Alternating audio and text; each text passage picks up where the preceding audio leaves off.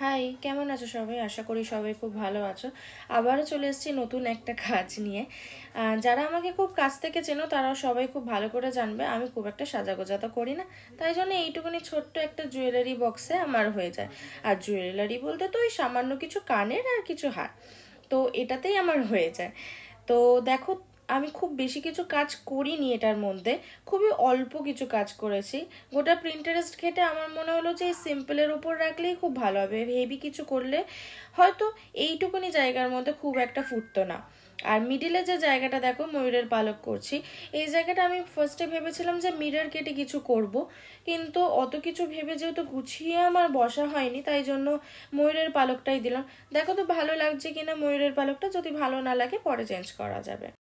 আর আমি তোমাদের কালকে পোস্ট করে বলেছিলাম যে তোমাদের একটু কমেন্ট করতে, যে আমার ভিডিওতে আর কি কি আপগ্রেড করলে খুব ভালো লাগবে।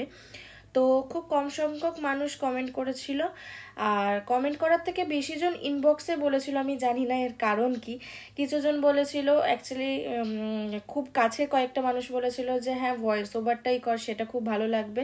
আর যারা ইনবক্সে বলেছিল তারা অনেকেই বলেছিল যে তুমি প্লিজ ভিডিওগুলো একটু হিন্দিতে করবে। তো হিন্দিতে করাই যায়, কিন্তু আমার হিন্দিতে এতটাও ভালো না, তবে আস্তে আস্তে অবশ্যই চেষ্টা করব হিন্দিতে করার।